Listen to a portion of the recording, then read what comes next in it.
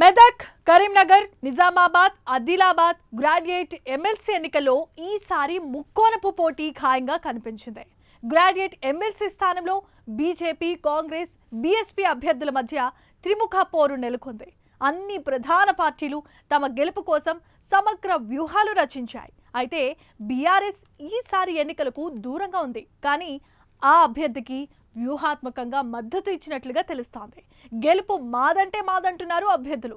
మరో 2 రోజుల్లో ఆ అభ్యర్థుల భవితవ్యం తేలబోతోంది. ఓటర్లు ఎవరికి జయ కొడతారు, ఎవరిని నై అంటారు? Let's watch the story.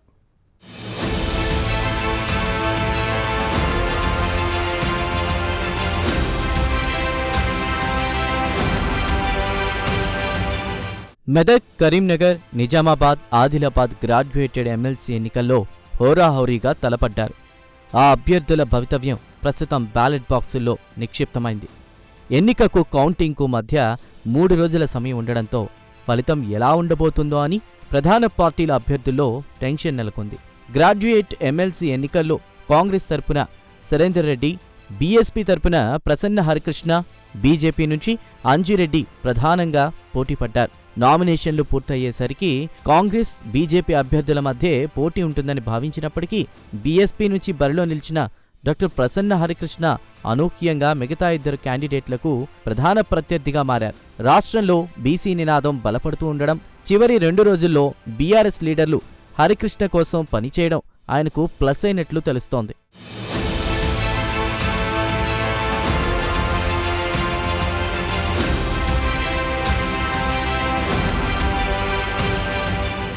Medak, Karimnagar, Nizamabad, Adilabad graduate MLC పరిధిలో 3,55,159 ఓట్లుండగా గురువారం జరిగిన ఎన్నికల్లో 2,50,328 ఓట్లు పోలయ్యాయి. అవగాహన లేకపోవడం వల్లే చాలామంది తప్పుగా ఓటేసే అవకాశం ఉండడంతో ముందుగా చెల్లిన ఓట్లను లెక్కిస్తారు. ఫస్ట్ ప్రయారిటీ ఓట్లలో సగానికంటే 1 ఓటు ఎక్కువ వచ్చిన క్యాండిడేట్ను విజేతగా ప్రకటిస్తారు. కానీ 3 అభ్యర్థులు పోటాపోటీగా తలపడ్డంతో పాటు పోలింగ్ సరళిని బట్టి చూస్తే ఏ ఒక్కరికి కూడా ఫస్ట్ ప్రయారిటీ ఓట్లలోని 50% వచ్చేలా కనిపించడం లేదని అభిప్రాయం వ్యక్తమవుతోంది.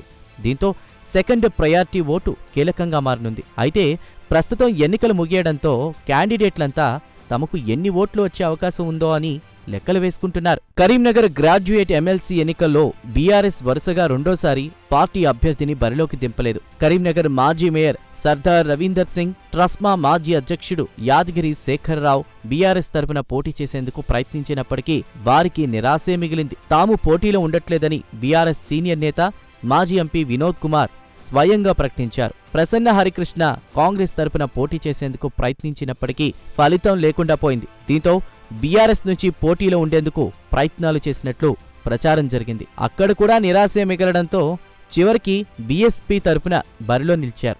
ఎన్నికల తేదీ దగ్గర పడే వరకు సైలెంట్గా ఉన్న బీఆర్ఎస్ అగ్రనాయకత్వం ఎన్నికలకు 2-3 రోజుల ముందు ఆయనకు ఇంటర్నల్గా మద్దతిచ్చేందుకు సిద్ధమైనట్లు తెలిసింది.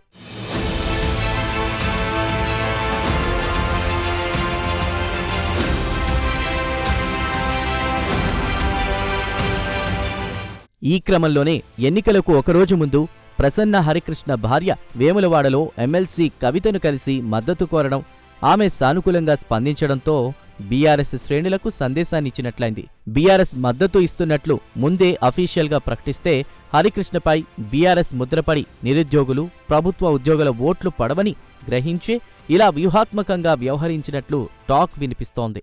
అందుకే బీఆర్ఎస్కు మద్దతు ఇచ్చే విషయం ఆ పార్టీ శ్రేణులకు తప్ప సామాన్య ఓటర్లకు తెలియకుండా జాగ్రత్త పడినట్లు ప్రచారం జరుగుతోంది.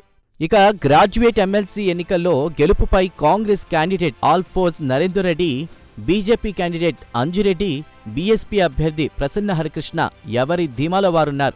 ఎన్నికలకు 5 నెలల ముందు నుంచే ప్రచారం చేయడం, సుమారు 1,50,000 గ్రాడ్యుయేట్ ఓటర్లను ఎన్రోల్ చేయించడం, కాంగ్రెస్ తరపున బరిలో నిలవడం, సీఎం రేవంత్ రెడ్డి ప్రచారం తనకు కలిసొస్తుందని ఆల్ఫోర్స్ నరేందర్ రెడ్డి ధీమా వ్యక్తం చేస్తున్నారు. నరేందర్ రెడ్డి 5 నెలల ముందు నుంచే ఎన్నికల ప్రచారాన్ని మొదలుపెట్టడంతో అదే స్థాయిలో నెగిటివ్ ప్రచారం కూడా జరిగిందన్న చర్చ జరుగుతోంది.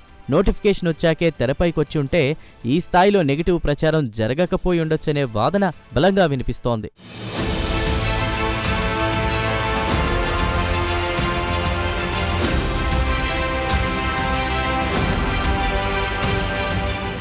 ఇదిలా ఉంటే కేంద్ర మంత్రులు కిషన్ రెడ్డి, బండి సంజయ్తో పాటు 3 ఎంపీలు, 7 ఎమ్మెల్యేలు చేసిన ప్రచారంతో పాటు ఉత్తర తెలంగాణలో బీజేపీకి పెరిగిన బలం, నిరుద్యోగులు, ఉద్యోగుల్లో బీజేపీ పట్ల సానుకూల ధోరణి తనను గెలిపిస్తుందని బీజేపీ తరపున బరిలో ఉన్నటువంటి చిన్నమైల్ అంజిరెడ్డి భావిస్తున్నారు.